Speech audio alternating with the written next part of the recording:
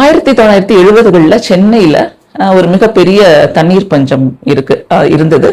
அந்த காலகட்டத்தில் இருந்தவங்க எல்லாருக்குமே தெரியும் ஒரு குடம் தண்ணி எடுத்துட்டு வரணும்னா எவ்வளவு பெரிய கஷ்டம்னு. அதை இந்த நாவல் முழுக்க ரொம்ப சுவாரஸ்யமா பதிவு செஞ்சிருப்பாரு அசோகமித்ரன் அவர்கள். இப்படி இந்த 3 பெண்கள் கதாபாத்திரத்தோடு இந்த தண்ணீரும் இந்த நூல் முழுக்க வலம் வருது. இவங்களோட இந்த தண்ணீர் மூலமாக ஏற்படுகிற ஒரு நட்பு, இந்த தண்ணீர் மூலமாக ஏற்படுகிற ஒரு எதிர்ப்பு, இது எல்லாமே ரொம்ப அழகா பதிவு செஞ்சிருப்பாங்க. இதுல முக்கியமா சொல்லணும்னா ரொம்ப சோகமான கதைகள் படிக்கும் போது நமக்கு ரொம்ப மனசு சலிப்பா இருக்கும். என்னடா இவ்வளவு சோகமா இருக்கு இந்த கதை எப்படி படிக்கிறது. ஆனா இதுல முக்கியமான விஷயம், இந்த கதை முழுக்க ஒரு நகைச்சுவை கலந்த உணர்வோடையே இதை சொல்லியிருப்பார் அசோகமித்ரன்.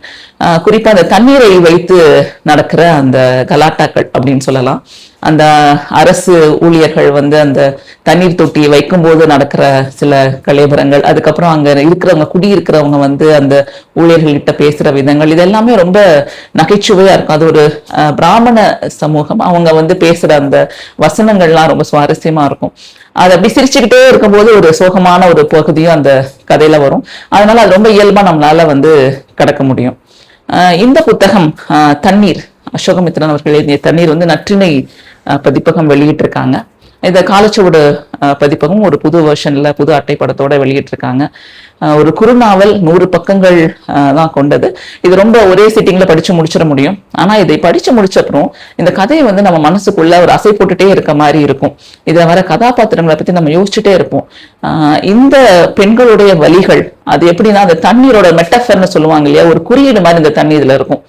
ஒரு இரும்பு துகள்களோட வர தண்ணீர், சாக்கடை தண்ணீர், தூய்மையான தண்ணீர், விதவிதமான தண்ணீர் அந்த கதை முழுக்க வரும். அதை இந்த பெண்களோட ஒப்பிட்டு நம்ம பார்க்க முடியும்.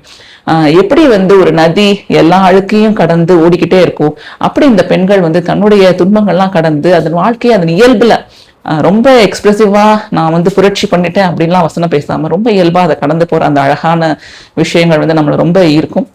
நீங்க இந்த புத்தகங்கள் இன்னும் இந்த புத்தகத்தை வாங்கி படிக்கலன்னா கண்டிப்பா படிச்சு பாருங்க. அசோகமித்ரன் அவர்கள் எழுதிய தண்ணீர்.